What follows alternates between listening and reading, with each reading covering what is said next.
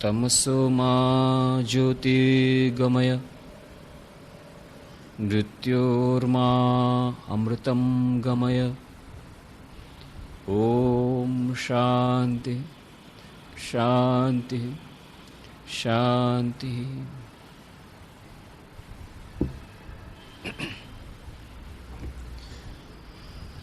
એકાગ્રતા અને ધ્યાન એ વિષય પર આપણે 79 ચર્ચાઓ કરી અને આપણે એકાગ્રતા ધ્યાન વિશેના વિભિન્ન પાસાઓ પર ચર્ચા કરતાં કહ્યું કે કેવી રીતે એકાગ્રતા અને ધ્યાન એ બંને આપણા જીવનમાં મહત્ત્વપૂર્ણ છે.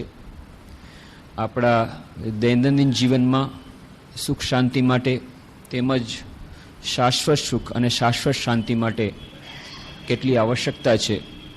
ધ્યાનના વિભિન્ન પ્રકારો અને એકાગ્રતા ધ્યાન મેળવવાના વિભિન્ન સાધનો, એ સાધનોમાં આવતા બાધાઓ, જે વિભિન્ન બાધાઓ આવે છે સાધનોમાં, એ બાધાઓનું અતિક્રમણ કેવી રીતે કરી શકીએ, આ બધી ચર્ચા આપણે કરી રહ્યા હતા. અને આપણે કહ્યું હતું કે આજે જ્યારે સમાજમાં સુખ અને શાંતિ એ દુર્લભ બની ગયા છે આપણા દૈનિક જીવનમાં, ત્યારે બ્રેકડાઉન મેન્ટેનન્સને બદલે આપણે પ્રિવેન્ટિવ મેન્ટેનન્સમાં જવું જોઈએ. કેટલા બધા મનોવૈજ્ઞાનિક કહી રહ્યા છે કે મનોરોગ ખૂબ વધી રહ્યા છે. આપણે ત્યાં ભારતમાં દેખાતું નથી. જાપાનમાં એ લોકોએ મિનિસ્ટ્રી ઓફ હેલ્થ એ લોકોએ સર્વે કર્યો અને કહ્યું કે 44 વર્ષથી ઉપરના જેટલા એક્ઝિક્યુટિવ્સ, જેટલા કાર્યકરો, એમાંથી 42% લોકો માનસિક રોગી છે. આપણે ત્યાં એવો સર્વે થયો નથી અને ઘણા લોકો સાયકોલોજીસ્ટ પાસે જતા નથી, એટલા માટે આપણને ખબર નથી. પણ ઓછા વધતા પ્રમાણમાં બધા માનસિક રોગી છીએ. કેમ? આપણું મન રુગ્ણ છે. એ બતાવે છે, એ કેવી રીતે આપણને સાબિત થાય કે આપણે જો દૈનિક જીવનમાં સુખ શાંતિનો અનુભવ ન કરતા હોઈએ, નાની નાની વાતમાં આપણને ઉશ્કેરાટ આવી જતો હોય, નાની સમસ્યાઓથી આપણે ગભરાઈ જતા હોઈએ અને જીવનના ઉદ્દેશ્ય વિશે આપણને કંઈ સમજણ ન હોય, ફ્રસ્ટ્રેશન, નિરાશા, હતાશા, એ બધા રોગોથી આપણે પીડાતા હોઈએ અને આજનો યુવા વર્ગ વિશેષ રીતે આ ફ્રસ્ટ્રેશનથી, દિશાશૂન્યતાથી પીડાઈ રહ્યો છે. જેને કારણે આજના સમાચાર પત્રમાં જ વાંચ્યું, દિલ્હીમાં જ, માત્ર એક દિલ્હી શહેરમાં જ અત્યારે 3 લાખ ડ્રગ એડિક્ટ છે. 3 લાખ ડ્રગ એડિક્ટ. 3 લાખ એવા લોકો જે લોકો નશીલી પદાર્થોના એવા આદિ બની ગયા છે કે હવે છૂટી શકે એમ નથી. અને એ સિવાય લાખો એ લાઇનમાં છે કે જે લોકો હાર્ડ ડ્રગ્સ નથી લઈ રહ્યા. હાર્ડ ડ્રગ્સ એટલે બ્રાઉન સુગર, હિરોઈન, એવા નથી લઈ રહ્યા, પણ એ રસ્તા પર જવાની તૈયારીમાં છે. એવા તો લાખો લોકો છે. આ તો ફક્ત દિલ્હીની વાત છે. અને એવા તો કેટલા બધા શહેરોમાં અત્યારે આ તો જ્યાં સર્વે કરવામાં આવ્યો એટલે ખબર પડે છે. બાકી તો કેટલી જગ્યાએ કેટલું બધું ચાલી રહ્યું છે. ઘણા એના માટે કરવામાં આવ્યા. કિરણ બેદીએ તિહાર જેલમાં પણ આ ડ્રગ એડિક્ટ્સ લોકોને કેવી રીતે ફરી પાછા સામાન્ય બનાવી શકવામાં આવે એના માટેના પ્રયત્નો કર્યા છે. એની પહેલાં પણ એ કિરણ બેદી જ્યારે એ ડ્રગ પ્રિવેન્ટિવ મેન્ટેનન્સ માટેના ડિપાર્ટમેન્ટમાં હતા ત્યારે પણ એમણે પ્રયત્નો કર્યા. અને ત્યાં આધ્યાત્મિક સાધના દ્વારા, ધ્યાન દ્વારા આ ડ્રગ એડિક્ટ્સને કેવી રીતે પાછા રિહેબિલિટેટ કરવામાં આવે એના પ્રયત્નો ચાલુ છે. અને વિપશ્યના, ટ્રાન્સેન્ડેન્ટલ મેડિટેશન, આ ઘણા બધા જાતના ધ્યાનોના પ્રકારો એક્સપેરિમેન્ટ કરી રહ્યા છે એ કેવી રીતે આ ડ્રગ એડિક્ટને પણ રિહેબિલિટેટ કરી શકાય. અને એમાં એમના થોડા અંશમાં સફળતા પણ મળી છે. પણ વધારે સારું તો એ થાય કે આપણે ડ્રગ એડિક્ટ્સ બનાવીએ જ નહીં. કારણ કે ડ્રગ એડિક્ટ એકવાર થયા પછી એને રિહેબિલિટેટ કરવું, એને ફરી પાછું સામાન્ય મનુષ્ય બનાવવું, એ બહુ જ કઠિન વાત છે. રામકૃષ્ણ મિશનમાં અમારે ઘણી બધી હોસ્પિટલ છે. એ મને સૌથી મોટી હોસ્પિટલ, ઇન્ડોર હોસ્પિટલ, ત્યાં કલકત્તામાં રામકૃષ્ણ મિશન સેવા પ્રતિષ્ઠાન, શિશુ મંગલ એમનું જૂનું નામ હતું. અને ત્યાં લગભગ 5 વર્ષ પહેલાંની વાત છે, 7મા માળ પરથી એક દર્દીએ ઝંપલાવ્યું અને ઇન્સ્ટન્ટ ડેથ. ત્યારે ને ત્યારે ખતમ થઈ ગયો. કેમ? ડ્રગ એડિક્ટ હતો. એને રિહેબિલિટેટ કરવામાં ખૂબ પ્રયત્નો કરવામાં આવ્યા અને એટલા માટે એને વિશેષ પ્રકારની દવા દારૂ આપવામાં આવતી હતી, વિશેષ પ્રકારના મનોવૈજ્ઞાનિકો દ્વારા સૂચનો આપવામાં આવતા હતા. પણ જો બહુ વધારે ડ્રગ એડિક્ટ થઈ ગયા હોય તો પછી એનું એટલું બધું રિએક્શન આવે છે, એના વગર રહી નથી શકતો માણસ, અને પછી એ જ્યારે અસહ્ય થાય છે ત્યારે આવું પગલું ભરે છે. તો કેટલું બધું અસહ્ય થતું હશે ત્યારે એણે 7મા માળથી ઝંપલાવ્યું હશે, અને આટલી બધી દવાઓ, આટલા બધા સૂચનો, આટલી બધા પ્રયત્નો છતાં પણ જો આમ થઈ ગયું, તો આવા કેટલા બધા લોકો છે જે લોકો આ નશીલી પદાર્થોના એંધાણી એવા બની ગયા છે કે એના વગર રહી શકે નથી. દરરોજના 700-800 રૂપિયા, એક 700-500 રૂપિયા એ લોકોને કરવા જ પડે ખર્ચો, અને એના માટે તેને ચોરી પણ કરવી પડે કે જે કંઈ કરવું પડે. પહેલાં પોતાના પિતાને ઘરમાંથી ચોરી, અને પછી ઓળખીતાને ત્યાંથી ચોરી, અને પછી એ ગીરોમાં, ડાકોના ગીરોમાં સપડાઈ જાય, અને આવી રીતે બધું એક સાથે બધા દૂષણો આવે. આ સમાજમાં ખૂબ મોટે પાયે આવી રહ્યું છે. અત્યારે આપણને દેખાતું નથી, પણ અચાનક ઘટસ્ફોટ થશે. પણ જે લોકો આ બધું સર્વે કરી રહ્યા છે એ લોકોને ખબર છે કે કેટલું આ ભયાનક આ ચિત્રણ આપણા સમાજનું છે. અને એના કારણો મનોવૈજ્ઞાનિકો કહે છે કે કેમ યુવા વર્ગ ઊંડે ઉતરવું પડે, યુવા વર્ગ કેમ આ નશીલી પદાર્થો પાછળ જાય છે. તો એના ઘણા કારણો છે. એ વિદેશમાંથી પણ જાણી કરીને આપણા યુવાનોને ગેરમાર્ગે દોરવા માટે, યુવાધનને નષ્ટ કરવા માટે ઘણા પ્રયત્નો કરવામાં આવે છે, બધી વાત સાચી. પણ તેમ છતાં એ લોકો સફળ એટલા માટે થાય છે કે આજનો યુવા વર્ગ દિશાશૂન્ય બની ગયો છે. મનમાં ફ્રસ્ટ્રેશન છે, મનમાં નિરાશા છે, હતાશા છે, એને ખબર નથી મારે શું જોઈએ છે. અને એટલા માટે ટેમ્પરરી પ્લેઝર, કે ગમે તેમ કરીને મારા દુઃખને ભૂલાવવા માટે, એક તો થોડુંક તો ઇન્સ્ટન્ટ પ્લેઝર મળશે ને, ઇન્જેક્શન મારી અને કંઈક થોડીક વાર તો હું આનંદ લઈ લઉં, જીવવા પૂરતું, એટલા માટે સપડાય છે. તો આ છે દિશાશૂન્યતા, જે ફ્રસ્ટ્રેશન, આ જે જીવનમાં એક લક્ષ્યહીનતા અને સુખ અને શાંતિનો અભાવ, આ એનું મુખ્ય કારણ છે. તો એટલા માટે પણ પ્રિવેન્ટિવ મેઝર તરીકે સમાજને સંતુલિત રાખવા માટે, સ્વસ્થ રાખવા માટે, લોકોને બચાવી રાખવા માટે પણ આજે આ ધ્યાન, એકાગ્રતા, આ બધાની ખૂબ આવશ્યકતા છે. જીવનમાં દરેક ક્ષેત્રમાં સફળતા માટે એકાગ્રતાની આવશ્યકતા છે, તેમજ મનની શાંતિ માટે ધ્યાનની આવશ્યકતા છે. સમાજને આજે જાળી રાખવા માટે પણ પ્રિવેન્ટિવ મેઝર તરીકે આજે ધ્યાનના અભ્યાસની અત્યંત આવશ્યકતા છે. કારણ કે ડ્રગ એડિક્ટ થયા પછી ટ્રાન્સેન્ડેન્ટલ મેડિટેશન અને વિપશ્યના દ્વારા એને ફરી રિહેબિલિટેટ કરવો, એના એક્સપેરિમેન્ટ થઈ રહ્યા છે, એમાં થોડી સફળતા મળી રહી છે, પણ એ વધુ કઠિન છે. પણ એક માણસ ડ્રગ એડિક્ટ બને એની પહેલાં જ જો એને આ ધ્યાનનો અભ્યાસ કરવામાં આવે અને એને પોતાની ખબર પડે કે મારા જીવનનો ઉદ્દેશ શું છે, એને લક્ષ્ય ખબર પડે, તો ઘણું બધું આ આપણું જે યુવાધન નષ્ટ થઈ રહ્યું છે એ બચી જાય, અને સમાજમાં ઘણા બધા દૂષણો જે પીસી ગયા છે એમાંથી આપણે બચાવી શકીએ. એટલા માટે પણ એકાગ્રતા ધ્યાનની આવશ્યકતા છે. આપણા દૈનિક જીવનમાં સુખ શાંતિ માટે એ એકાગ્રતા ધ્યાનની આવશ્યકતા છે. દૈનિક જીવનની કુશળતા માટે એકાગ્રતા ધ્યાનની આવશ્યકતા છે. અને શાશ્વત સુખ અને શાશ્વત શાંતિ માટે પણ ધ્યાનની આવશ્યકતા છે. અને એ ધ્યાનનો જો અભ્યાસ કરવો હોય શાશ્વત સુખ, શાશ્વત શાંતિ માટે, તો આપણે કહ્યું કે ત્યારે મનની શુદ્ધતા એ એક અત્યંત મહત્વપૂર્ણ વાત બની જાય છે. મનની એકાગ્રતા, આપણે ઇક્વેશન આપ્યું, C is directly proportional to P, where C is equal to concentration of mind, P is equal to purity of mind. કે મન જેટલું શુદ્ધ થશે એટલી મનની એકાગ્રતા વધશે. પણ જ્યારે આપણે શાશ્વત સુખ અને શાશ્વત શાંતિની વાત કરીએ છીએ, આધ્યાત્મિક જીવનમાં ધ્યાનની આવશ્યકતાનો અનુભવ કરીએ છીએ, જ્ઞાન અને ભક્તિના માર્ગમાં આપણે ધ્યાનના માર્ગથી આગળ વધવું હોય તો ત્યારે તો મનની શુદ્ધતા એ અત્યંત આવશ્યક બની જાય છે. અને એટલા માટે આપણે ઉદાહરણ કહ્યું તો રામકૃષ્ણ દેવની વાર્તા, પદ્મલોચન, એ પોદિયો, બધા ગામડા કહે છે, અને કેવી રીતે મંદિર સાવ ખંડેર બની ગયું છે, ચામચીડિયાએ બધું ગંદુ કરી મૂક્યું છે, અને ત્યાં ઝાડ ઉગી ગયા છે, ઝાંઝરા ઉગી ગયા છે, અને એવી દશામાં અંદર મંદિરમાં કાંઈ મૂર્તિ નથી, અને એ પોદો શંખ ફૂંકે છે, અને બધા એ ગામવાળા આવે છે સાંજના, જુએ આરતી, એમને લાગ્યું કે આરતી થશે, જુએ તો દરવાજા ન મળે, કાંઈ નહીં, એ જ ખંડેર, એ જ બધું ગંદુ એવું ને એવું, એ ચામચીડિયાની બધું ગંદુ એવું પડેલું છે, બધા ઝાડ ઝાકરા એમ જ છે, મૂર્તિનું નામ નિશાન નથી. એક ખૂણે ઊભી ને પોદો શંખ ફૂંકી રહ્યો છે.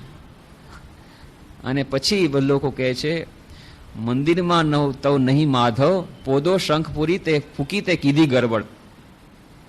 મંદિરમાં નહીં માધવ, પોદો શંખ ફૂકી તે ગરબડ. ચામચીડિયા 11 જણા, ગંદુ કરે ત્યાં નિરંતર. એ ચામચીડિયા ત્યાં નિરંતર ગંદુ કરી રહ્યા છે, એવી જગ્યાએ તું શંખ ફૂકી રહ્યો છે, અને માધવ ક્યાંથી આવશે? અને એટલે શ્રી રામકૃષ્ણ કહે છે કે લેક્ચર દેવાથી શું વળશે? એ ઉદાહરણ આપીને કહે છે કે જ્યાં સુધી ચિત્તશુદ્ધિ નહીં થાય ત્યાં સુધી આ મંદિરમાં, હૃદય મંદિરમાં માધવ નહીં આવે. હૃદય મંદિરમાં માધવ બેસાડવા હોય તો ચિત્તશુદ્ધિ કરવી પડે. અને એટલા માટે 11 ચામચીડિયા એટલે 5 જ્ઞાનેન્દ્રિય, 5 કર્મેન્દ્રિય અને મન, આ 11ની શુદ્ધિ થાય. આ લોકો પર જ્યારે થોડું નિયંત્રણ આવે તો જ હૃદય મંદિરમાં માધવ આવે. અને એટલા જ માટે કહ્યું કે ચિત્તશુદ્ધિ એ અત્યંત આવશ્યક છે. હવે ચિત્તશુદ્ધિ થાય કેવી રીતે? તો ચિત્તશુદ્ધિ માટે, મનની શુદ્ધિ માટે કોઈ રેડીમેડ સાબુ મળતો હોય તો આપણે ખરીદીને લઈ આવીએ અને ચિત્તશુદ્ધિ, મન શુદ્ધિ કરી લઈએ. પણ એવો તો સાબુ કોઈ મળતો નથી. તો મન શુદ્ધિ માટે, ચિત્તશુદ્ધિ માટેના ઘણા ઉપાયો કયા આપણા શાસ્ત્રોમાં, આપણા ગ્રંથોમાં, કે નિસ્વાર્થ સેવા, કોઈ બીજાને માટે પરોપકારની ભાવના, બીજાના માટે સેવા કરવાથી મન ચિત્ત શુદ્ધ થાય છે. એવી જ રીતે ભક્તિ કરવાથી, ભગવાનનું નામ લેવાથી ચિત્ત શુદ્ધ થાય છે. સદગ્રંથોના પાઠ કરવાથી, સારું ચિંતન કરવાથી એ ચિત્તની શુદ્ધિ થાય છે. આ ઘણી ધ્યાન કરવાથી એ પણ ચિત્ત છે. તો જેમ ધ્યાન કરવા માટે ચિત્તની શુદ્ધિ આવશ્યક છે, એમ ચિત્તની શુદ્ધિ માટે પણ ધ્યાનની આવશ્યકતા છે. જેમ શ્રી રામકૃષ્ણ કહેતા હતા, જે જાર ધ્યાન કરે શે તાર સત્તા પાય. જે વસ્તુનું ધ્યાન કરશે એ વસ્તુની જે સત્તા છે એ એના હૃદયમાં પોતાની મેળે આવી શકે. તો કોઈ હૃદયમાં, પોતાના હૃદયમાં એવી એક વ્યક્તિનું ધ્યાન કરશે કે જેનું હૃદય શુદ્ધ છે, તો એનું હૃદય શુદ્ધ થશે. તો ધ્યાન કરવાનું એ પણ એક ઉપાય. સ્વામી શિવાનંદજી મહાપુરુષ મહારાજ કહેતા કે મનને શુદ્ધ કરવાનો સરળમાં સરળ ઉપાય જે હું જાણું છું એ છે ઈશ્વરનું નામ અને ઈશ્વરનું ધ્યાન. આ સિવાય બીજો કોઈ સરળ ઉપાય હું જાણતો નથી. વિશેષ કરીને જ્યારે ભગવાનનું નામ ગમે તે રીતે લેવામાં આવે, મા શારદા દેવીને પૂછવામાં આવે છે કે માન લો કોઈએ ભગવાનનું નામ બરાબર ન લીધું અને મેકેનિકલી લીધું, મેકેનિકલી એટલે યંત્રવત લીધું, એમાં એની સાથે એનું મનનો સંયોગ નથી, તો શું એનાથી ફાયદો થશે? તો મા શારદા દેવી કહે છે, જુઓ, તમે માન લો ગંગાને કાંઠે ઊભા છો અને તમને લાગ્યું કે બહુ સરસ જળ છે, તમે જઈને અંદર જઈને સ્નાન કરી આવ્યા, તો પણ તમારું સ્નાન થયું. અને તમે બાજુમાં બેઠા છો ગંગાની પાસે અને કોઈએ તમને ધક્કો દઈ દીધો, તો પણ તમારું સ્નાન થઈ ગયું. તો તમે જાણી કરીને જો ગંગામાં સ્નાન કર્યું તો પણ સ્નાન થઈ ગયું, અને કોઈ કે ધક્કો દઈ દીધો, યંત્રવત સ્નાન કર્યું તો પણ સ્નાન થઈ ગયું. એવી રીતે ભગવાનના નામમાં જ એવી અમોઘ શક્તિ છે કે ભગવાનનું નામ ગમે તે રીતે લેશો એનાથી ચિત્ત શુદ્ધિ થશે. પણ એ જ ભગવાનનું નામ યંત્રવત લેવાય તો ફાયદો થાય, પણ એ જ ભગવાનનું નામ જો હૃદયપૂર્વક લેવાય તો વધુ ફાયદો થાય. એ જ ભગવાનનું નામ જો મંત્ર રૂપે લેવાય, દરેક એક ઈષ્ટ દેવતાના એક મંત્ર હોય છે કે જેમાં બીજ મંત્ર પણ જોડેલો હોય, પ્રણવ પણ જોડેલો હોય અને પ્રણામ મંત્ર પણ જોડેલો હોય. એ જ્યારે મંત્ર રૂપે આવે ત્યારે હજી વધુ એની અસર પડે. અને એ જ મંત્ર જ્યારે ગુરુ મુખે સુનવામાં આવે, સદગુરુના મુખેથી સાંભળવામાં આવે, અને જે મંત્ર પહેલેથી જેને કહેવાય છે કે સિદ્ધ થઈ ગયો હોય. સિદ્ધ મંત્ર કોને કહેવાય? આમ તો જેટલા મંત્રો આપેલા છે એ બધા સિદ્ધ મંત્રો જ કહેવાય, કારણ કે મંત્રોનો અર્થ છે અપરુષય હોય છે. એ બનાવવામાં નથી આવેલા, એ દ્રષ્ટા, મંત્ર દ્રષ્ટા, ઋષિ મુનિઓએ, મંત્ર દ્રષ્ટાઓએ પોતે જે મંત્રોને પોતે અનુભૂતિ કરી એ જ મંત્રો આપેલા છે, એ શાસ્ત્રોમાં આપ્યા છે. પણ એ જ મંત્ર જ્યારે ગુરુ પરંપરા રૂપે, કે ગુરુએ પોતાના શિષ્યને કાનમાં કહ્યું અને શિષ્ય પોતાના શિષ્યના કાનમાં કહ્યું, આવી તો ગુરુ પરંપરા રૂપે આવે, અને જ્યારે શિષ્ય સદગુરુના શ્રીમુખથી, જે સદગુરુએ એ મંત્રને પોતે સિદ્ધ કર્યો છે, અને એવા સદગુરુના મુખથી શિષ્ય પોતે પોતાના કાનથી એ મંત્ર સાંભળે તો એનીથી હજુ વધુ એની અસર પડે છે. તો ભગવાનનું નામ પોતે તો શક્તિશાળી છે જ, પણ એ જ્યારે મંત્ર રૂપે આવે ત્યારે વધુ શક્તિશાળી બને, ને એ જ્યારે સદગુરુના મુખ્યથી સાંભળવામાં આવે ત્યારે હજુ વધુ એની અસર પડે છે. અને આવી રીતે મંત્રોનો જાપ, એ મંત્રનો જાપ, એ જે મંત્રનો જાપ કરવામાં આવે, પ્રત્યેક ઈષ્ટ દેવતાના એક મંત્ર, અને એ જ ઈષ્ટનું જ્યારે ધ્યાન કરવામાં આવે તો એ ધ્યાન પણ વધુ સારું બને છે. સ્વામી બ્રહ્માનંદજી મહારાજ કહેતા કે ધ્યાન કરવું હોય એના માટે સરળમાં સરળ ઉપાય છે સાથે સાથે મંત્રોનો જાપ કરવો. મંત્રનો જાપ અને ધ્યાન બંને જો સાથે કરવામાં આવે તો એનાથી બે લાભ થાય છે. જ્યારે મંત્રનો જાપ કરવામાં આવે છે ત્યારે ઘણા લોકોને એવો અનુભવ હોય છે કે મંત્રનો જાપ તો ચાલે છે, માલા તો કર્મે ફિલે ઓર મનવા ફરે ચહુઓર, કબીરજી જેમ કહે છે, માલા તો કર્મે ફિરે ઓર મનવા ફરે ચહુઓર. તો મન ચારે તરફ ફરતું હોય અને અહીંયા માળા ચાલતી હોય, મન ચારે તરફ ફરતું હોય છે, મન રહેતું નથી. પણ એ જ વખતે જો ધ્યાન કરવામાં આવે તો પોતાની મેળે એની સાથે સાથે જપ કરતાં કરતાં ધ્યાન કરવામાં આવે તો યંત્રવત નથી બનતું. એવી જ રીતે ધ્યાન જ્યારે કરવા લોકો જાય છે તો ધ્યાનમાં મન જામતું નથી, ત્યારે પણ ધ્યાન કરવામાં ખૂબ મુશ્કેલી નડે છે. ઈષ્ટની મૂર્તિ આવતી નથી ચિંતનમાં, પણ ત્યારે ઈષ્ટને બોલાવવામાં આવે, જેમ આપણે કોઈ વ્યક્તિને નામ પુકારીએ છીએ તો પોતાની મેળે હાજર થઈ જાય છે, એમ જ્યારે સાથે સાથે મંત્રનો જાપ કરવામાં આવે તો એ મૂર્તિ, એ ઈષ્ટની મૂર્તિ એ ધ્યાન અવસ્થામાં એ હાજર થઈ જાય છે. તો એવી રીતે મંત્રનો જાપ અને ધ્યાન એ બંને એકબીજાના પરિપૂરક બને છે. અને એટલા જ માટે કહ્યું કે મંત્રમાં પોતાની તો શક્તિ છે જ, એની આપણે વિસ્તારની વાત કરી હતી. વૈજ્ઞાનિકો પણ આજકાલ કહી રહ્યા છે કે શબ્દોમાં કેટલી શક્તિ હોય છે, મંત્રોમાં કેવી શક્તિ હોય છે. MSTD એ આખી પ્રક્રિયા જે લોકોએ કરી, માઇન્ડ સાઉન્ડ રેઝોનન્સ ટેકનિક એ લોકોએ બહાર પાડી. માઇન્ડ સાઉન્ડ રેઝોનન્સ ટેકનિક કે મન પર કેવી રીતે અસર પડે છે. EEG દ્વારા એ લોકો ગ્રાફ લીધો, કેવી રીતે અલ્ફા વેવ્સ અને પછી બીજી જાતની વેવ્સ એ બધા બ્રેઇનમાં આવે છે ધ્યાનના પ્રભાવથી, મંત્રોના પ્રભાવથી. મંત્રોના પ્રભાવથી છોડ ઉપર પણ, ઝાડ ઉપર પણ કેટલી અસર પડે છે, આ બધું પણ એ લોકોએ જોયું છે. તો માણસના મન પર તો પડે જ છે. તો આ બધું આપણે વિસ્તારની ચર્ચા કરીએ તો મંત્રનો પોતાનો પ્રભાવ છે જ, પણ એ જ મંત્ર અને ધ્યાન એ બંને જ્યારે એક સાથે કરવામાં આવે તો એકબીજાના પરિપૂરક બને છે અને વધુ એ શક્તિશાળી બને છે. એટલા માટે એ મંત્ર દીક્ષાનું એક મહાત્મ્ય છે કે એક ગુરુના મુખેથી આ ઈષ્ટ મંત્ર સાંભળે અને એ મંત્રનો જો જાપ કરે તો એનાથી વધુ દ્રુત પ્રગતિ થાય, ચિત્તશુદ્ધિ પણ થાય, ધ્યાન કરવામાં પણ સગવડતા રહે અને શાશ્વત સુખ, શાશ્વત શાંતિ. હૃદય મંદિરમાં માધવની પ્રતિષ્ઠા ત્યારે થાય જ્યારે આ ચિત્તશુદ્ધિ થાય, અને માધવની પ્રતિષ્ઠા થઈ ત્યારે શાશ્વત સુખ અને શાશ્વત શાંતિનો માર્ગ મોકળો થાય. એટલા માટે સદગુરુ પાસેથી એ મંત્ર લેવો જોઈએ. તો પછી પ્રશ્ન ઉપસ્થિત થાય છે કે સદગુરુ મળે કેવી રીતે? અને આજકાલ સદગુરુ તો મળતા નથી. તો સદગુરુની ઓળખાણ જો આપવામાં આવી, આપણે કહ્યું કે આવી રીતે એ શ્રોત્રિય બ્રહ્મનિષ્ઠ અવ્રજીનો અકામ હતો, એવા સદગુરુ મળતા નથી. ને એટલા માટે ઘણા લોકોને એમ કહે છે કે ભાઈ મંત્ર દીક્ષાથી તો કોઈ ફાયદો થતો નથી. અમે જોયું છે, કેટલા લોકોને જોયું, ભાઈ ફાયદો થતો નથી. તો ફાયદો થતો નથી જ્યારે આપણને જોવામાં આવે ત્યારે એના કારણો શું છે જોવું પડે. કેટલીક વાર એવું હોય છે કે એ જેણે મંત્ર દીક્ષા લીધી હોય એને સદગુરુ ન સાંપડ્યા હોય એવું પણ બની શકે કે એણે જોઈ વિચારીને ટટોળી બરાબર કસોટી કરીને ગુરુ નહીં બનાવાય હોય. તો ગુરુ પોતે જો આ શ્રોત્રિય બ્રહ્મનિષ્ઠ અવ્રજીનો કામ હતો એવા બધા લક્ષણોયુક્ત ન હોય, ટ્રાન્સમીટર જો બરાબર નહીં હોય તો ટ્રાન્સમિશન બરાબર નહીં થાય. ટ્રાન્સમીટર ટાવરમાં જ જો ગડબડ હોય તો ક્યાંથી ટ્રાન્સમિશન થાય? તો શ્રી રામકૃષ્ણ વાર્તા કહેતા કે એક રાજા, એ રાજા ભાગવત પંડિતને બોલાવે છે ને ભાગવત પંડિત દરરોજ પાઠ કરે છે. 7 દિવસ થઈ ગયા, 8મો દિવસ આવ્યો. પછી રાજાએ કહ્યું કે પંડિતજી, એમ સાંભળ્યું છે પરીક્ષિત રાજાએ 7 દિવસમાં ભાગવત સાંભળ્યું અને મુક્તિ થઈ ગઈ, પણ મને તો અહીંયા કાંઈ અણસાર લાગતો નથી. કારણ શું છે? મને કારણ બતાવો. કારણ નહીં બતાવો તો તમને સજા થશે. પંડિતજી તો બિચારા આકુળ વ્યાકુળ થઈ ગયા, આવીને ખૂબ ચિંતામાં પડી ગયા. આ તો મુશ્કેલ થઈ ગઈ. ભાગવત પંડિત આ ભાગવત કહેતા કહેતા તો આ મોટી રામાયણ થઈ ગઈ. હવે શું થાય? નાની દીકરી હતી, બહુ જ બુદ્ધિમાન. પપ્પા શું કહે છે કે તને સમજમાં નહીં આવે, તું તારું કર, તું તારે રમ. ના, તમે કહો તો ખરા. અને પછી એ કે અરે આ રાજાએ આવી રીતે કહી દીધું, હવે મારે શું કરવું? તો કે પપ્પા એનો જવાબ હું આપીશ, મને કાલે રાજ દરબારમાં લઈ જાજો. હવે તું શું સમજામાં? ના, મને લઈ જાજો ને. એટલે કન્યાને લઈ ગયા કે ભાઈ મારા, હું તો જવાબ નથી, મારી કન્યા જવાબ આપશે. કે તું જવાબ આપીશ? તો કે હા, પણ હું જવાબ આપીશ, પણ હું જેમ કહું એમ કરવું પડે. પછી કહ્યું કે આ થાંભલામાં રાજાને બાંધો. બધા તો એકદમ ચમકી ગયા. આવડી નાની છોકરી, આવડી, મેં કીધું હતું ને મારે જેમ કહું છે એમ કરવું પડે. રાજાને બાંધો. એક થાંભલાએ રાજાને બાંધ્યા કે હવે મને આ બીજે થાંભલે મને બાંધો. બંનેને બાંધી દીધા કે રાજા મને છોડી દો.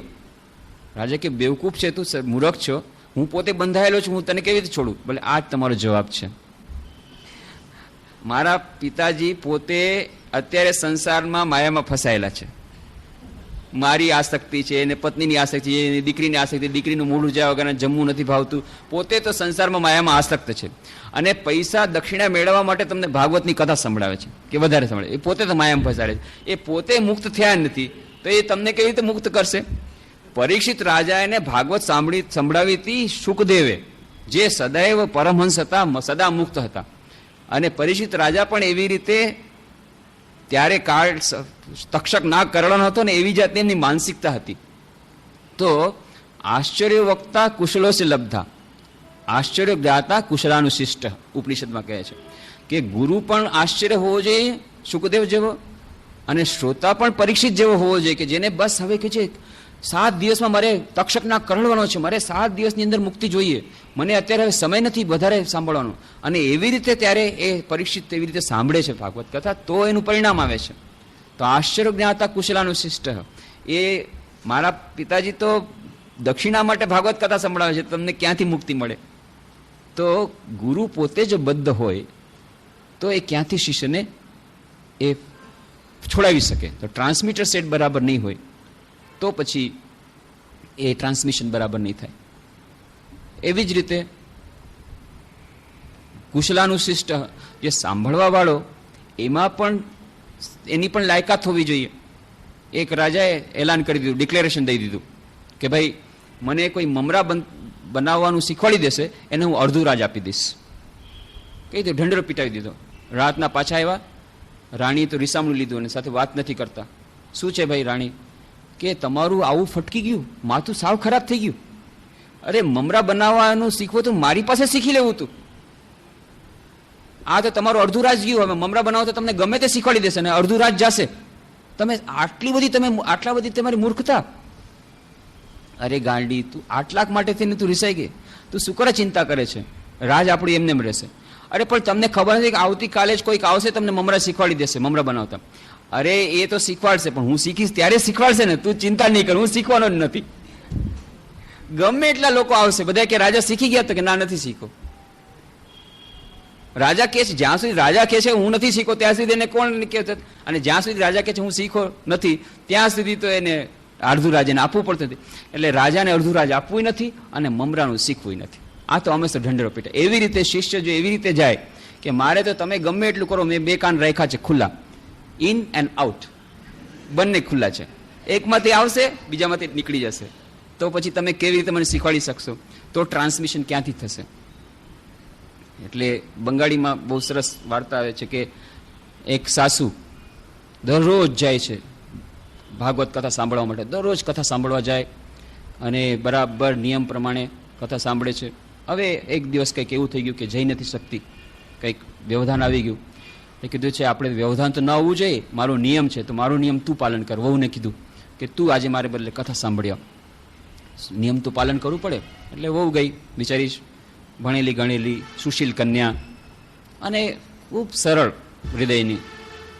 એ તો ગઈ, પહેલી વાર કથા સાંભળવા ગઈ છે. અને ત્યાં પંડિતજી કહે છે, ભાગવતમાં આવે છે કે એવી રીતે હું જે છે, જે મૂર્તિમાં મને ફક્ત પૂજે છે એ નિકૃષ્ટ ટાઈપનો ભક્ત, નિકૃષ્ટ પ્રકારનો ભક્ત છે, પણ હું જે દરેકે દરેક મનુષ્યમાં વિરાજમાન છું એવા મને અવગણીને જે ફક્ત મૂર્તિની પૂજા કરે છે એ લોકો નિકૃષ્ટ પ્રકારના ભક્તો. સાચા ભક્તો તો એ છે જે મનુષ્યમાં જે સેવા કરે, વિશેષ કરીને ગરીબોમાં જે ઈશ્વર છે એની સેવા કરે, એ સાચા ભક્તો છે. આ એણે સાંભળી લીધું, એને તો બહુ વાત ગમી ગઈ. બીજે દિવસે સવારે તો કોઈ આવ્યા, કોઈ ગરીબ પંડિતજી, અને એમણે વાત કરી કે આવી રીતે મારી દીકરીનું કન્યાદાન દેવાનું છે, આમ છે તેમ છે, એનું બહુ ગરીબ છે, બહુ જ પીડાયું છું. એટલે વહુએ તો એમાંથી કાઢી પૈસા કાઢીને આપ્યા, સીધું આપી દીધું, બધું આપી દીધું, જે કંઈ આપવાનું તે આપી દીધું. સાસુ આવ્યા ને ખબર પડી કે તે શું કર્યું, કે આટલું બધું દાન આપ્યું તે? કે ના માજી, ગઈકાલે કથામાં ગઈ હતી, ત્યાં એમણે કીધું છે કે મૂર્તિ પૂજા કરતાં પણ આવી રીતે મનુષ્ય માત્રની સેવા કરે ને એ લોકોને ખરેખર ખૂબ જ દુઃખ હતું. એટલા માટે મને થયું કે ચાલ આપણે તો આ ચીજ વસ્તુ એમ જ પડી છે, એટલે આ કથાને કારણે મને આ પ્રેરણા થઈ અને એટલે માટે મેં આપી દીધું છે. સાસુએ એકદમ ઉઘડો લીધો, મૂર્ખ, હું આટલા વર્ષથી કથામાં જાઉં છું તોય હું ન બગડી, અને તું એક દિવસ કથામાં ગઈને બગડી ગઈ, એમાં તારા ઉપર અસર થઈ ગઈ. 11 વર્ષથી હું કથા સાંભળું છું, કાંઈ મેં અસર પડવા દીધી નથી. પંડિતજી તો એ તો બોલતા રહે, એ તો બોલવાનું એનું કામ છે, બોલતા રહે. આપણે સાંભળવાનું કામ છે, આપણે સાંભળવાનું, પણ જરાય અસર ન પડવા દેવી જોઈએ.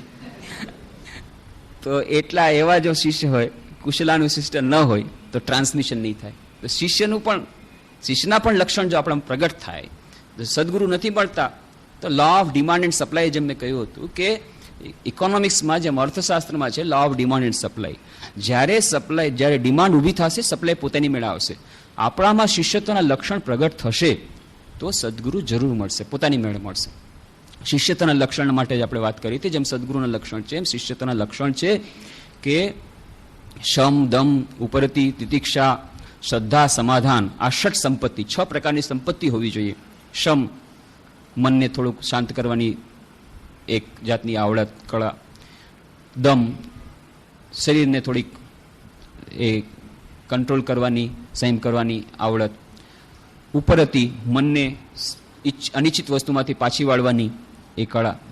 ઉપરતિ. તિતિક્ષા એટલે ફક્ત સહન કરવું નહીં, પણ સહનમ સર્વ દુઃખાનામ અપ્રતિકારપૂર્વકમ, બળબડાટ કર્યા વગર, કકરાટ કર્યા વગર સહન કરવું. તિતિક્ષા. શ્રદ્ધાની આપણે વાત કરી હતી કે ગુરુને પેલા ચકાસણી કરી લ્યો, ઠીક છે, કસોટી કરી લ્યો. જેમ શ્રી રામકૃષ્ણ કહેતા, ઠીક છે, ગુરુને સારી રીતે જોજો, દિવસના જોજો, રાતના જોજો, સારી રીતે ચકાસણી કરજો, પછી એમને એક્સેપ્ટ કરજો. પણ જ્યારે એ તમને ખબર પડી ગઈ કે ના સદગુરુ છે ને એમની પાસેથી મારે મેળવવાનું છે, ત્યારે પછી એમના વાક્યોમાં શ્રદ્ધા રાખવી જોઈએ.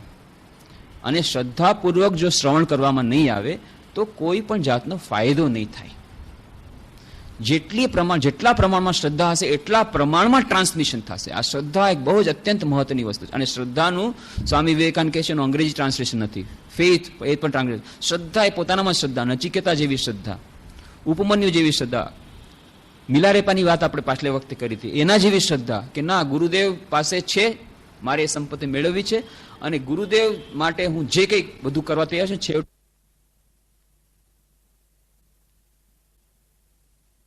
કયો છો તો પહેલેથી મને એવી ડિઝાઇન હવે આપો કે જેથી ફરી પાછું તોડવું ન પડે. એમ નથી બોલતો, બસ એને એમ છે કે ગુરુદેવ જે કંઈ કહેશે એનું શ્રદ્ધાપૂર્વક એ ઉપદેશનું પાલન. એ મિલારેપે જેવી શ્રદ્ધા, નચિકેતા જેવી શ્રદ્ધા, ઉપમન્યુ જેવી શ્રદ્ધા. ઉપમન્યુની આખ્યાયિકા આવે છે મહાભારતમાં. ધૌમ્ય ઋષિ પાસે ઉપમન્યુ જાય છે, ગુરુદેવ મને આવી રીતે શિક્ષા આપો, મને શિક્ષણ આપો, મને જ્ઞાન આપો, મારે જ્ઞાન મેળવવું છે, મને શિષ્ય બનાવો. અને ધૌમ્ય ઋષિ કહે છે ઠીક છે, આશ્રમમાં રહી જા, આશ્રમનું બધું કામ કર, પછી ધીરે ધીરે તને એ મળશે, જ્ઞાન મળશે. અને આશ્રમમાં ગાયો ચરાવવાની, આશ્રમનું બીજું કામ કરવાનું, એ બધું કરે છે. અને જેમ નિયમ છે એ પ્રમાણે બધા શિષ્યો જાય છે ભિક્ષા માગવા. આવી રીતે ઉપમન્યુ પણ ભિક્ષા માગવા જાય છે. અને એક દિવસે બોલાવે છે ધૌમ્ય ઋષિ, અચ્છા વત્સ, તું આજે બધું કામ તો બરાબર ચાલે છે ને? હા. પછી તારું ગુજરાન કેવી રીતે ચાલે છે? તો કે હું તો ભિક્ષા જેમ બધા કરે છે એમ હું ભિક્ષા કરી અને હું ખાઈ લઉં છું. જો વત્સ, જે કંઈ ભિક્ષા ન મળે એ પહેલાં ગુરુને અર્પણ કરવું જોઈએ, એવો નિયમ છે. ગુરુપો અર્પણ કર્યા પછી ગુરુ જે કંઈ આપે એ પ્રસાદ રૂપે લેવું જોઈએ. અચ્છા ગુરુદેવ, જેમ આપ કહેશો. બીજે દિવસથી ભિક્ષા કરે છે, ભિક્ષા કરી ગુરુદેવના ચરણોમાં મૂકે છે. ગુરુદેવ આખું લઈ લે છે, કંઈ આપતા નથી. થોડાક દિવસ જાય છે, પછી ઉપમન્યુને બોલાવે છે, ઉપમન્યુ, ભિક્ષા તો તું મને બધી આપી દે છે, પછી તારું ગુજરાન કેવી રીતે ચાલે, તારું શરીર કેવી રીતે ટકી શકે છે? ગુરુદેવ, હું ત્યાં ગાયને ચરાવવા જાઉં છું તો ગાયનું દૂધ થોડું પી લઉં છું, એનાથી ચલાવ છે. ઉપમન્યુ, આ જે ગાયો છે આશ્રમની ગાયો છે, એ આશ્રમની ગાયોનું દૂધ પીવાનું તો તને કોઈ અધિકાર નથી. ઉપમન્યુ કહે છે ભલે, હવેથી નહીં પીવું, દૂધ પીતો નથી. થોડા દિવસ એમ ચાલે છે. ઉપમન્યુ, તું ભિક્ષા પણ મને બધી આપી દે છે, આશ્રમની ગાયનું દૂધ પણ નથી પીતો, તો પછી તારું ગુજરાન કેવી રીતે ચાલે છે? એ ગુરુદેવ, એ ગાય જ્યારે વાછરડાને દૂધ પીવડાવે ત્યારે વાછરડાના મોઢામાંથી જે ફીણ નીકળે એ ફીણને હું ચાટી જાઉં છું, અને એવી રીતે મારું ગુજરાન ચલાવું છું. ગુરુદેવ કહે છે જો ઉપમન્યુ, આ કરવું તો તારા માટે ઠીક નથી. વાછરડાના ફીણ પર તારે ન ચાટવા જોઈએ. ઠીક છે ગુરુદેવ, હું નહીં ચાટું. હવે શું થાય? થોડાક દિવસ થઈ ગયા, આમ ને એમ બધું કામ કરવા જાય છે. પણ એક દિવસે ત્યારે ગાય ચરાવવા જતો હતો, ત્યાં એને એટલી બધી ભૂખ લાગી ગઈ કે હવે રહેવાતું નથી. ત્યાં એક ઝાડમાં ફળ હતું, એ ફળ ખાઈ લીધું. એ ઝેરું ફળ હતું. ઝેરી ફળ હતું, ખાવાથી એની આંખ ચાલી ગઈ, આંધળો થઈ ગયો. આંધળો થઈ ગયો, હવે કેવી રીતે જાય? એકલો છે. જાતા જાતા એક સૂકો કૂવો હતો, એ સૂકા કૂવામાં પડી ગયો અને જરથી રાડો પાડવા, પણ ત્યાં જંગલમાં કોણ સાંભળે? સાંજ પડી, ઉપમન્યુ આવ્યો નથી. ગુરુદેવ બોલાવ્યા, બધા આવે છે શાસ્ત્ર પાઠ કરવા, ઉપમન્યુ નથી. કે ઉપમન્યુ ક્યાં છે? ગોતો. પછી રાતના ગુરુદેવ બધા શિષ્યો દીવો લઈ અને ગોતવા જાય છે. ઉપમન્યુ ચિત્કાર કરે છે. અને ત્યારે આ કૂવામાંથી ચિત્કાર કરે છે, ગુરુદેવ હું અહીંયા છું કૂવામાં. ગુરુદેવ કહ્યું છે. પછી ગુરુદેવ જાય છે. શું થયું? ઉપમન્યુ. અને ઉપમન્યુ બધી વાત કરે છે, આવી રીતે હું મારી આંખ ચાલી ગઈ, આંખની રોશની મારી ચાલી ગઈ, આ ફળ ખાધું અને આવી રીતે કૂવામાં પડી ગયો છું. ગુરુના આંખમાં આંસુ આવી ગયા. ઉપમન્યુ, તે ઘણો ભોગ આપ્યો છે મારા માટે તેને. ઠીક છે, ગભરાતો નહીં. હવે હું અશ્વિની દેવને પ્રાર્થના કરીશ, તને તારી આંખો ફરી પાછી આપશે. એટલે અશ્વિની દેવોને મેં પ્રાર્થના કરી. અશ્વિની દેવો પ્રગટ થયા અને અશ્વિની દેવોએ ત્યારે એક ઔષધ આપ્યું. એ પડીકું આપો ઔષધનું, અને ઔષધનું પડીકું એના હાથમાં મૂક્યું. ઉપમન્યુ, આ અમૃતમય પડીકું છે, આને ખાવાથી તારી રોશની પણ આવી જશે અને તને અમૃતનું જ્ઞાન મળશે, અમૃતનું ફળ મળશે, અમૃત મળશે, જ્ઞાન પણ મળશે. ત્યારે ઉપમન્યુ કહે છે, અશ્વિની દેવો, મારો એવો નિયમ છે, કોઈ પણ વસ્તુ મને મળે તો હું ગુરુને અર્પણ કર્યા વગર લેતો નથી. એટલે આ પહેલાં હું ગુરુને આપું છું. પહેલાં ગુરુને આપો, પછી જો આપશે તો જ હું લઈશ. ત્યારે ગુરુના આંખમાંથી આંસુ નીકળ્યા. ઉપમન્યુ, તારી શ્રદ્ધા ખરેખર સાચી છે, તું ખરેખર સત્શિષ્ય થવાને લાયક છો, તું પરીક્ષામાં પાસ થયો છે. અને પછી એને પડીકો આપે છે, એને આંખ પણ પાછી આવે છે અને એને બ્રહ્મ જ્ઞાન થાય છે. એ ઋષિ આપે છે. તો આટલી કેટલી બધી આખ્યાયિકો આપણા શાસ્ત્રોમાં છે. રિસીવર સેટ જો સારું નહીં હોય, ગમે એટલું ટ્રાન્સમીટર પાવરફુલ હશે, પણ જો એન્ટેના આપણે બરાબર નહીં હોય તો કેચ નહીં થાય, ટ્રાન્સમિશન નહીં થાય. તો ટ્રાન્સમિશન સારું થાય એટલા માટે ટ્રાન્સમીટર ટાવર પાવરફુલ હોવો જોઈએ, રિસીવર સેટ પણ પાવરફુલ હોવું જોઈએ. તો જે ગુરુના લક્ષણો કયા, સદગુરુ મળે તો સદગુરુના આવા લક્ષણો હોય. શિષ્યોના લક્ષણોમાં કહ્યું કે શમ, દમ, ઉપરતિ, તિતિક્ષા, શ્રદ્ધા, સમાધાન. શ્રદ્ધા, નચિકેતા જેવી શ્રદ્ધા, ઉપમન્યુ જેવી શ્રદ્ધા, મિલારેપી જેવી શ્રદ્ધા, અને સમાધાન, મનની થોડીક એકાગ્રતા. આવી ષટ સંપત્તિ, 6 પ્રકારની સંપત્તિ હોય છે. અને એનાથી અટકતો નથી. એના પછી સાથે સાથે હોવું જોઈએ નિત્ય વસ્તુ વિવેક. નિત્ય શું છે, અનિત્ય શું છે, એ બંને વચ્ચેની વિવેક બુદ્ધિ, બંને સમજવાની વિવેક બુદ્ધિ થોડીક જાગૃત થઈ લેવી છે. કે આ હું પૃથ્વી પર શું કરવા આવ્યો છું, મારા જીવનનો ઉદ્દેશ્ય શું છે, અને મારામાં ને પશુમાં શું અંતર છે, અને કઈ વસ્તુઓ એ શાશ્વત સુખ દેનારી છે, કઈ વસ્તુઓ ટેમ્પરરી સુખ દેનારી છે. શ્રેય અને પ્રેય વચ્ચેનો જે વિવેક, કે આ શ્રેય છે એટલે કે જે શ્રેયસ્કર છે, મારા માટે સારું છે. આ પ્રેય છે, મને પ્રિયકર છે પણ મારા માટે સારું નથી. આ દવા છે, એ કડવી છે પણ મારા માટે શ્રેયસ્કર છે. આ ઝેર છે, ખાવામાં મીઠું છે પણ મને ખતમ કરી નાખશે. પ્રિય છે, ભલે જોવામાં સારું લાગે છે, પણ મારા માટે ઝેર છે.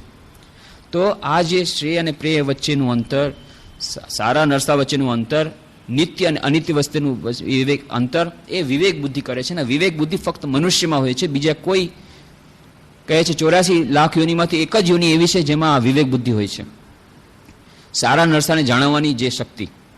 અને આજકાલ મોડર્ન સાયન્સ પણ કહે છે 1,24,00,000 યોનિઓ છે. 1,24,00,000 સ્પીસીસ, 1,24,00,000 યોનિ. આપણા શાસ્ત્રોમાં કીધું 84 લાખ યોનિ, ગમે એટલી યોનિ હોય, પણ આ બધી યોનિમાં એક જ યોનિ, મનુષ્ય યોનિ એવી છે કે જેમાં વિવેક બુદ્ધિ હોય છે. ધ પાવર ઓફ ડિસ્ક્રિમિનેશન, જેમાં આપણે વાત કરી હતી ધ ફિનોમિના ઓફ મેન, માં ટેલર ડી શાર્ડાએ બહુ સુંદર રીતે એની ચર્ચા કરી કે what is the difference between a man and an animal. અને પછી ચર્ચા કરતા કહ્યું this is the difference between a man and animal. While a man knows what he knows, an animal does not know what it knows. એક મનુષ્ય જાણે છે કે હું શું જાણું છું, જ્યારે પુરુષ જાણતો નથી કે હું શું જાણું છું. આ જે મારે શું જાણવું જોઈએ અને શું ન જાણવું જોઈએ, શું મારા માટે સારું, શું મારા માટે ખરાબ, આ જે વિવેક બુદ્ધિ, આ વિવેક બુદ્ધિ ફક્ત મનુષ્ય માટે છે. તો એ નિત્યાનિત્ય વસ્તુ વિવેક બુદ્ધિ થોડીક જાગૃત થયેલી હોવી જોઈએ. આ બીજું કીધું. પછી ઈહા મૂત્ર ફલભોગ વિરાગ. ઈહ અમૂત્ર, ઈહ એટલે આ જગતમાં, અમૂત્ર એટલે પેલા જગતમાં, એટલે કે સ્વર્ગના. એ બંનેમાંથી પણ મને કોઈ જાતના ફળની આકાંક્ષા નથી. એવી જાતની એમના વૈરાગ્યની ભાવના હોય છે કે ના, મારે આ સંસારની કોઈ વસ્તુ નથી જોતી, સ્વર્ગની પણ કોઈ વસ્તુ જોતી નથી, મારે ફક્ત ઈશ્વર પ્રાપ્તિ કરવી છે, જે ફક્ત એક નિત્ય સચ્ચિદાનંદ બ્રહ્મ, જે નિત્ય સત્ય સ્વરૂપ છે, નિત્ય ચિત્ત સ્વરૂપ છે, નિત્ય આનંદ સ્વરૂપ છે. મારે I do not want anything less than infinite. મારે અનંત સુખ, અનંત શાંતિ, અનંત જ્ઞાન, અનંત સત્ય, અનંત આનંદ, એનાથી નીચે મારે કાંઈ ન જોઈએ. બીજો કોઈ પણ જગતનો આનંદ મને જોતો નથી. I want infinite bliss. અને મારે મુક્તિ જોઈએ છે, મુમુક્ષત્વ. આ ચોથી વસ્તુ. પહેલા શમદમ ઉપરથી તિતિક્ષા શ્રદ્ધા સમાધાન આદિ ષટ સંપત્તિ. બીજું નિત્યાનિત્ય વસ્તુ વિવેક. ત્રીજું ઈહામૂત્ર ફલ ભોગ વિરાગા. એ વૈરાગ્ય વગર જો આપણે સાધના કરવા જશું તો જેમ આપણે વાત કરી હતી કે જેમ 4 દારૂડિયા પૂનમની રાતમાં ગયા અને ખૂબ આખી રાત સુધી નાવને ખૂબ હડસેલા માર્યા અને સવારના જુએ તો ત્યાંના ત્યાં. કેમ? કારણ કે લંગર ઉપાડતા ભૂલી ગયા હતા. તો આસક્તિરૂપી લંગર નહીં જાય જ્યાં સુધી વૈરાગની ભાવના નહીં આવી હોય તો ગમે એટલી સાધના કરો એ એનું ફળ નહીં મળે. તો એટલા માટે આ લંગર ઉપાડવું પડે. લંગર ઉપાડવું એનો અર્થ છે ઈયામત્ર ફોલ ભગ વિરાગા. અને ચોથું મુમુક્ષત્વ, મુક્તિની ઈચ્છા. કે મારે આ જન્મ, જ્યારે મનુષ્ય જન્મ મળ્યો છે ત્યારે મારે મારા જીવનનો ઉદ્દેશ્ય છે આ જન્મમાં મારે મુક્તિ પ્રાપ્ત કરવી છે. મારે બધી પ્રકારની દાસતામાંથી મુક્તિ જોઈએ છે. મારે ફ્રીડમ જોઈએ છે, લિબર્ટી જોઈએ છે. અને જેટલા મહાન વિદ્વાનો થઈ ગયા, આપણા શાસ્ત્રજ્ઞો હોય, ભારતીય શાસ્ત્રજ્ઞો હોય, પાશ્ચાત્ય વિદ્વાનો હોય, પાશ્ચાત્ય વૈજ્ઞાનિકો હોય, પાશ્ચાત્ય દાર્શનિકો હોય, આ બધા આ વસ્તુને માને છે કે મોક્ષ, મુક્તિ. પછી જૈન ધર્મ હોય કે વેદાંત હોય કે બૌદ્ધ ધર્મ હોય, એ નિર્વાણમાં માને છે, એ નિર્વાણની વાત કરે છે. તો જૈન ધર્મ મોક્ષની વાત કરે છે, તો વેદાંત મુક્તિની વાત કરે છે. આ બધામાં એ ફ્રીડમ, મુક્તિની પ્રાપ્તિની ઈચ્છા એ જ છે. અને ઈશ્વર પ્રાપ્તિ, ક્રિશ્ચિયાનિટી અથવા ઇસ્લામ, એમાં જે ઈશ્વરની જે ભાવના છે કે ઈશ્વર એ આવા સુપ્રીમ છે, એ સુપ્રીમ સ્ટેજની જ એ વાત કરે છે. એ પણ એ મુક્તિની જ વાત છે કે બધી જાતની દાસ્તામાંથી મુક્તિ, બધી જાતના દુઃખોમાંથી મુક્તિ, એની જ વાત છે. તો આ મુક્તિની વાત બધા કરે છે. જેટલા આધુનિક વૈજ્ઞાનિકો, જે મહાન વૈજ્ઞાનિકો, એ પણ એ જ વાત કરે છે. આઇન્સ્ટાઈન, એલ્બર્ટ આઇન્સ્ટાઈન, મહાન વૈજ્ઞાનિક આપણા યુગના, અને એ કહે છે the world as a seat. એમના પુસ્તકનું નામ છે પુસ્તકનું the world as a seat. અને એમાં બહુ સુંદર વાત કહે છે the true value of a human being is determined primarily by the measure and the sense in which he has attained to liberation from the self. The true value of a human being is determined primarily by the measure and the sense in which he has attained to liberation from the self. પોતાના આત્માથી કેટલા પ્રમાણમાં સે મુક્ત થયો છે, કેટલા પ્રમાણમાં તેણે મુક્તિ કરી છે, એના પરથી જ એક માણસની એ ન્યાય થવો જોઈએ કે એ માણસ મહાન કેટલો પ્રમાણમાં મહાન છે, જેટલા પ્રમાણમાં એ મુક્ત બન્યો છે. True value of a human being is determined primarily by the measure and the sense in which he is attend to liberation from the self. કેટલા પ્રમાણમાં એને મુક્તિ પ્રાપ્ત કરી એટલા પ્રમાણમાં એ આગળ વધેલો છે. આ મુમુક્ષત્વ, એ મુમુક્ષત્વ જો નહીં હોય તો સાધનાનું પરિણામ નહીં આવે. કેમ? જોઈએ છીએ શું? સ્વામી વિરજાનંદજી મહારાજ પરમપદને પંથે પુસ્તકમાં લખે છે કે જો સાધક, જો કોઈની પાસે અત્યંત ભગવાન અચાનક પ્રગટ થઈ જાય અને કહે કે જો આ 2 ઢગલા છે, એક ઢગલામાં શું છે? 100 વર્ષનું આયુ, સુંદર પત્ની, બાળકો, સરસ કમાણી, પૈસા, આ બધું જે કંઈ સાંસારિક સુખ 100 વર્ષ માટેનું, આ એક ઢગલો. અને આ તરફ છે જ્ઞાન, ભક્તિ, મુક્તિ. તારે શું જોઈએ છે? વિરજાનંદજી મહારાજ કે 99% લોકો આ ઢગલો લેશે, સાંસારિક સુખ. ભાઈ આ તો હમણે આ ચેક છે, આ ચેક ક્યારે વટાવો કંઈ ખબર, આ કેશ લઈ લ્યો, આ કેશ લઈ લો. 100 વર્ષના જીવનનું શું કે અનંત જીવન, શાશ્વત સુખ, શાશ્વત શાંતિ, એ મુક્તિ અને ઈશ્વર પ્રાપ્તિ અને જ્ઞાન, ભક્તિ, આ બધું પછી જોયું જશે. હમણાં આ મળે છે. તમે સાચું કહો છો ભગવાન? સુંદર પત્ની, બાળકો, 100 વર્ષની ગેરંટી જીવનની, અને કમાણી, પૈસા, ધન, દોલત, બધું હા એ આપી દે મને, આ પછી બાકીનું પછી જોયું જશે. મોટા ભાગના લોકો આજ પ્રિફર કરશે અને જ્યાં સુધી આવું છે ત્યાં સુધી મુમુક્ષત્વ નથી આવ્યું. મુમુક્ષત્વનો અર્થ છે કે મારે મુક્તિ પ્રાપ્ત કરવાની ઈચ્છા, ઈહા મૂત્ર ફલ ભોગ વિરાગા. મારે ગમે એટલા ભોગ હશે. નચિકેતાને તો કેટલી મોટી ટેમ્પટેશન આપ્યું. યમરાજે કહ્યું તારે મૃત્યુનું રહસ્ય જાણવાનું છોડી દે. એ બધું તું નાનો બાળક છે, એ બધું તને નહીં સમજાય. આ આટલું બધા સ્વર્ગના જેટલા સાધન છે, આટલા બધા રથ છે, આટલા બધા ઘોડા છે, આખા દુનિયાનો તને શાસક બનાવી દઉં, આખા કલ્પ સુધીનો. આ બધું તું લઈ લે, પણ મને આમાંથી છોડ. આ તારી જે તે મને શરતમાં મૂકી દીધું છે કે મારે તને મૃત્યુનું રહસ્ય સમજાવવું પડશે, એમાંથી તું મને છોડ અને આ બધું લઈ લે. નચિકેતા કે ના. નચિકેતા હતો એટલા માટે બધાને અસ્વીકાર કરી શકો. એ છે મુમુક્ષત્વની પ્રાપ્તિ. મુમુક્ષત્વ મુક્તિ પ્રાપ્તિની ઈચ્છા, મૃત્યુનું રહસ્ય જાણવાની એટલી બધી ઈચ્છા છે કે એને ગમે એટલા સુખભોગની લાલચ એને અટકાવી શકતું નથી. ઘણા લોકો પૂછે છે કે ભાઈ મંત્ર દીક્ષા લેવાથી શું ફાયદો થશે? કોર્ટનો અમારો કેસ ચાલે છે, એમાંથી અમને જીત મળી જશે? તો અમે જરા વિચાર કરીએ મંત્ર દીક્ષા માટે. અથવા તો આ ફળા જાતનો રોગ થઈ ગયો છે અમારા બેબીને, એ મટી જશે? અથવા તો કહેશે કે આ ધંધામાં બરકત નથી, ધંધામાં બરકત આવી જશે? તો હું એક જ, બધા માટે એક જ જવાબ છે નાનકડો, wrong number please. Wrong number please, એક જ જવાબ. જે જવાબ શ્રી રામકૃષ્ણ પોતાની રીતે આપતા. આજની વાત નથી, શ્રી રામકૃષ્ણ દેવના વખતમાં પણ હતું. શ્રી રામકૃષ્ણ દેવના ત્યારે હતા ત્યાં દક્ષિણેશ્વરમાં, અને અચાનક એક દિવસે એક ઘોડાગાડીમાંથી એક શેઠ બે વાકડા ઉતર્યા. મોટા શેઠ, મહાન ધનવાન વ્યક્તિ, કોઈ જાણ પહેચાન કાંઈ નથી, કાંઈ ઓળખાણ નથી. અચાનક ઉતરા. પરમહંસ મહાશય ક્યાં રહે છે? સામે જ ઓરડો છે રામકૃષ્ણ પરમહંસ. જલ્દી જલ્દી ઉતાવળ ગયા. અચ્છા હા, મારે એક કોર્ટમાં બહુ કેસમાં હું સપડાઈ ગયો છું અને મારે એમાંથી ગમે તે મારે જીતવું છે, એટલે તમારે આ બધું કામ કરવું પડશે. પરમહંસ મહાશય હાથ જોડી કે એ હું નહીં હો, એ બીજા છે ત્યાં. સાંભળ્યું છે વરાનગર પાસે કંઈક કોઈ સાધુ બાબા છે, એ બધું આ બધું કરે છે, એ હું નથી, માફ કરજો. બીજા કોઈ એક ભાઈ આવ્યા. અચ્છા હવે આપણે પરમહંસ માસે ક્યાં? પરમહંસ માસે. હા પરમહંસ માસે તમે, હા મારે આ દીકરાનો બહુ મોટો રોગ થઈ ગયો છે, કોઈ વાર બધા ડૉક્ટર કહે છે હવે જવાબ દઈ દીધો છે, હવે તમારે એના માટે કંઈ કરવું પડશે. માફ કરજો, એ જરા તમારી ભૂલ થઈ ગઈ લાગે છે. ત્યાં પંચવટી નીચે એક સાધુ આવ્યા છે, એ કંઈક એમની પાસે જડીબુટ્ટી વગેરે કંઈ હોય છે, હું એવું બધો ધંધો નથી કરતો. તો શુદ્ધ સાત્વિક આધ્યાત્મિકતા બહુ જ રેર છે. કેમ? કારણ કે આપણને એવા જ ગુરુ જોઈએ છે. આપણને જોઈએ જંતર મંતર કરી દઈએ, કોર્ટમાં કેસ જીતાડી દઈએ, લોટરી લગાડી દઈએ, રોગ મટાડી દઈએ, આ બધી જાતની આપણી ઈચ્છા હોય છે. અંદર ખાને તો હોય જ છે, બહારથી ભલે ન કહીએ, અંદર ખાને હોય છે. એટલા માટે અંદર આપણને એવા જ જાતના ગુરુ મળે છે, જે લોકો ઠગ હોય, ચમત્કારી હોય, ચમત્કાર દેખાડે અથવા ચમત્કાર દેખાડવાનું વાત કરે અને ઠગી જાય. પણ જેને આ શિષ્યના લક્ષણ જો આપણામાં પ્રગટ થયા હશે, જેમ વાત કરી લો ઓફ ડિમાન્ડ સપ્લાય, તો તરત જ એવા સદગુરુ મળશે. પણ સાચી વાત તો એમ છે, એક કહેવત છે, ગુરુ મિલે લાખ લાખ, ચેલા ન મિલે એક. એક વાત કહેવત છે, ગુરુ મિલે લાખ લાખ, ચેલા ન મિલે એક. ગુરુ તો મળે છે, ચેલા ક્યાં? શિષ્ય ક્યાં? જેને જોઈએ છે ક્યાં? જેને વસ્તુ દેવા માટે તો ગુરુ બેઠા છે, પણ જેને જોઈએ છે કોઈને જોતું નથી. સાચી વસ્તુ તો કોઈ જોતી જ નથી.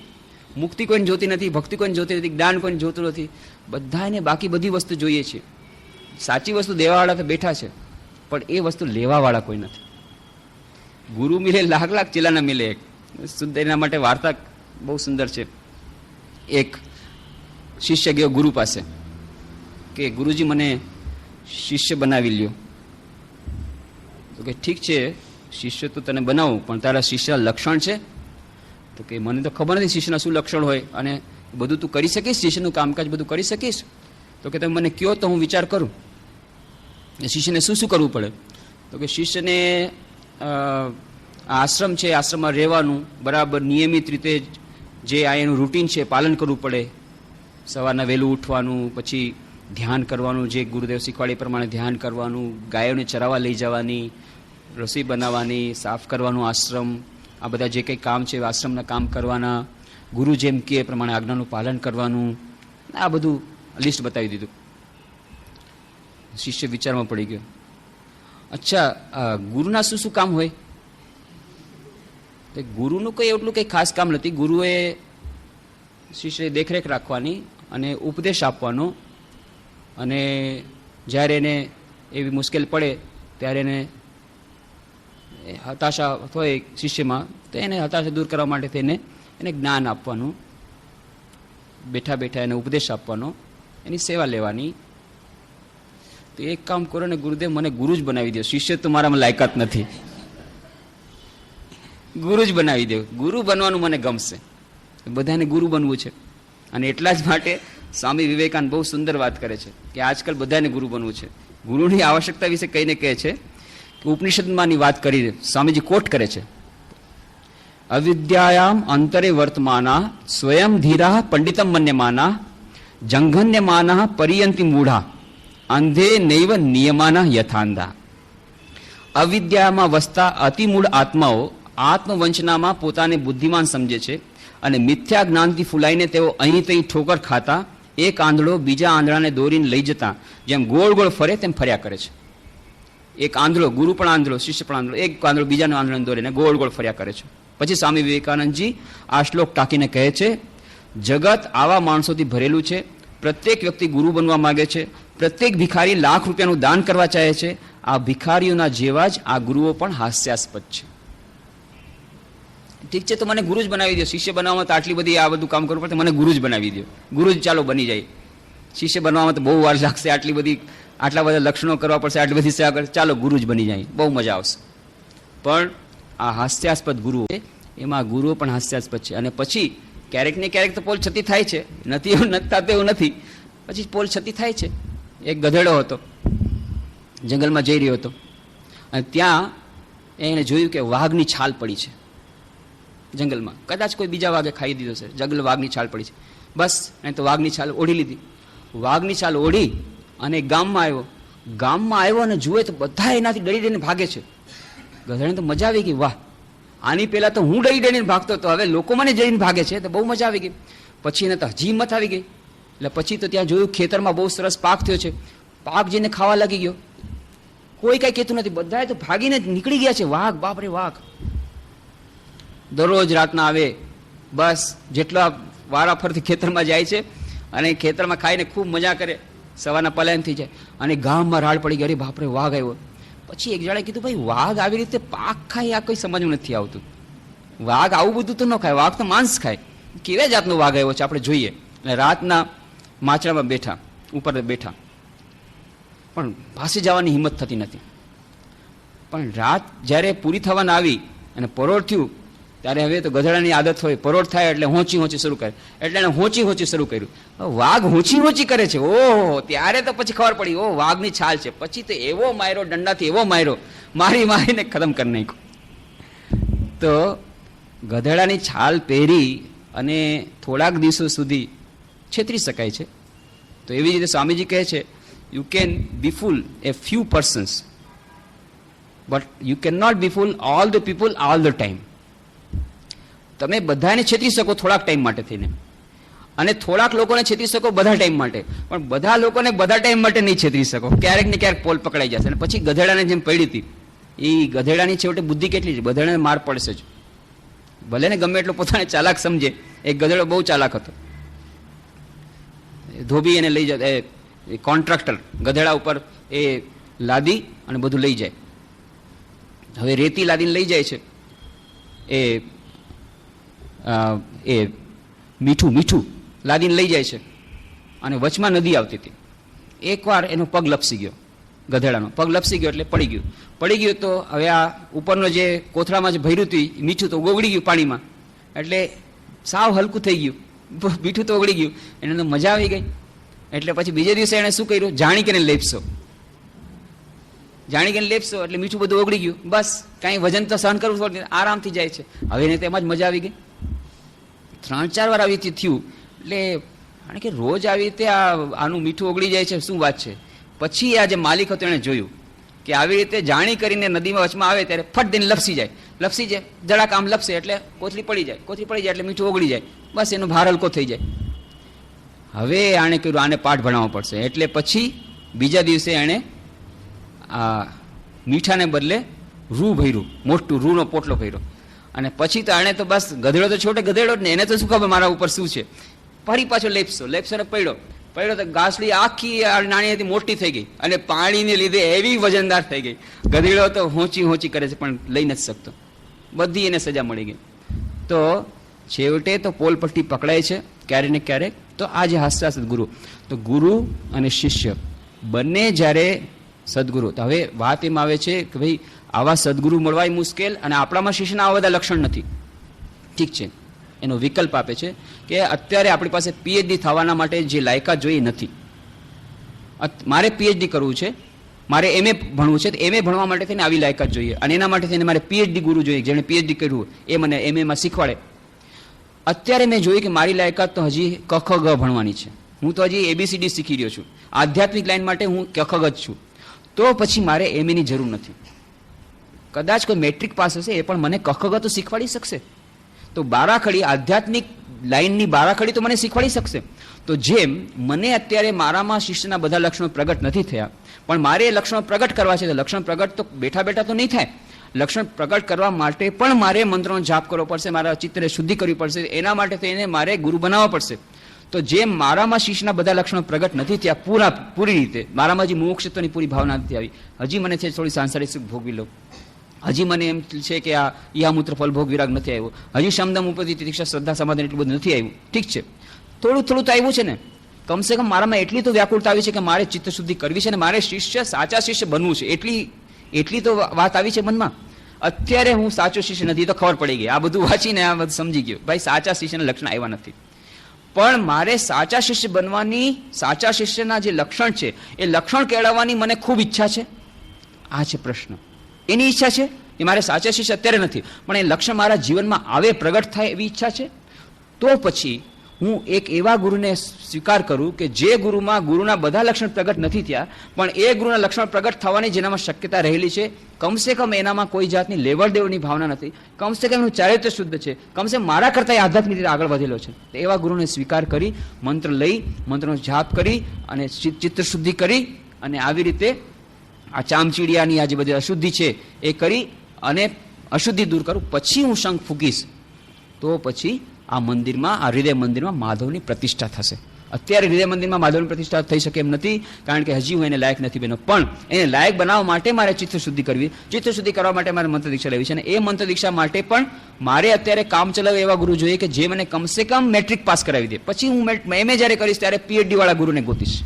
અત્યારે મારે આધ્યાત્મિક ક્ષેત્રમાં જે આગળ વધેલા છે, કમસે કમ જે ઠગ નથી, જે આધ્યાત્મિક ક્ષેત્રમાં આગળ વધે, ભલે બ્રહ્મજ્ઞાની છે કે મને ખબર નથી, પણ ઠગ તો નથી ને, છેતરવાવાળા તો નથી ને, જે છે એ કહી દીધું ભાઈ આટલા સુધી આ છે બસ, તો મને એમાં શ્રદ્ધા છે. આવી રીતના ગુરુ તો આપણામાં ગુરુ શિષ્યના અત્યારે લક્ષણ ન પ્રગટ થયા હોય તો પણ આ એક એનો આ વચલો માર્ગ છે. અને એટલા જ માટે રામકૃષ્ણ મઠ મિશનમાં અમે એમ કહીએ છીએ કે ભાઈ જેમ સદગુરુ હોવા જરૂરી છે તેટલા માટે ફક્ત રામકૃષ્ણ મઠમાં પ્રેસિડેન્ટ, વાઇસ પ્રેસિડેન્ટ એ સિવાય કોઈ મંત્ર દીક્ષા ન આપી શકે, કે જેથી આધ્યાત્મિક રીતે જેવો આગળ વધેલા છે, અમારામાં શ્રેષ્ઠ, પછી કેટલા આગળ વધેલા છે એ તો અલગ વાત, પણ અમારામાં શ્રેષ્ઠ કમસે કમ તમને ગુરુ રીતે મળે એની અમે તકેદારી રાખીએ, જેથી ફક્ત પ્રેસિડેન્ટ, વાઇસ પ્રેસિડેન્ટ મંત્ર દીક્ષા આપી શકે. એક પ્રેસિડેન્ટ મહારાજ છે સ્વામી ભૂતેશાનંદજી મહારાજ કલકત્તામાં બેલુર મઠમાં, બીજા વાઇસ પ્રેસિડેન્ટ મહારાજ રંગનાથાનંદજી મહારાજ હૈદરાબાદમાં, અને ત્રીજા વાઇસ પ્રેસિડેન્ટ મહારાજ એ બીજા વાઇસ પ્રેસિડેન્ટ મહારાજ સ્વામી ગહનાનંદજી મહારાજ એ કલકત્તામાં કાકુલગાછીના પ્રેસિડેન્ટ છે. એ આવી રહ્યા છે આવતીકાલે, અને એ મંત્ર દીક્ષા આપશે 18 અને 19 તારીખે. કોને આપશે? કે જેનામાં ભલે શિષ્યના લક્ષણ પ્રગટ નથી, કારણ કે અમે કોઈ શિષ્યને પૂછ્યું નથી, જે લોકો મંત્ર દીક્ષાનું ફોર્મ ભર્યું છે કે જે અમારા ઉપરથી તિતિક્ષા, શ્રદ્ધા, સમાધાન આ બધું કંઈ નથી કર્યું. કેમ? એક જ વાત, ખરેખર તમને સાચા શિષ્ય બનવાની લગ્ની છે, ખરેખર મંત્ર દીક્ષાની તમારી ઈચ્છા છે, તમે દરરોજ સવાર સાંજ જપ કરવાની તમારામાં ઈચ્છા છે, એનો અર્થ જ છે તમે મંત્રનો જપ કરીને પોતે આગળ વધવા માંગો છો, એટલી જ અમે વાત કરી છે, બીજે કોઈ જાતની પરીક્ષણ નથી કર્યું. કેમ કે જાણીએ છીએ કે આજના જમાનામાં એવા શિષ્ય મળવા પણ દુર્લભ, એવા ગુરુ મળવા પણ દુર્લભ, પણ અત્યારે કમસે કમ આટલી તો વાત હોવી જોઈએ કે ના, મારે બીજી કોઈ જાતની ઈચ્છા નથી. કોર્ટમાં કેસ જીતવો છે, રોંગ નંબર પ્લીઝ, રોગ મટાડવો છે, રોંગ નંબર પ્લીઝ, પણ તમારે સાચા શિષ્યને લક્ષણ પ્રગટ કરવાની ઈચ્છા છે, ખરેખર મોક્ષત્વ અત્યારે નથી માની લીધું, પણ તમારે મોક્ષત્વની ઈચ્છા પ્રગટ થાય એવી ઈચ્છા છે, તો પછી તમે એ મંત્ર દીક્ષા લ્યો.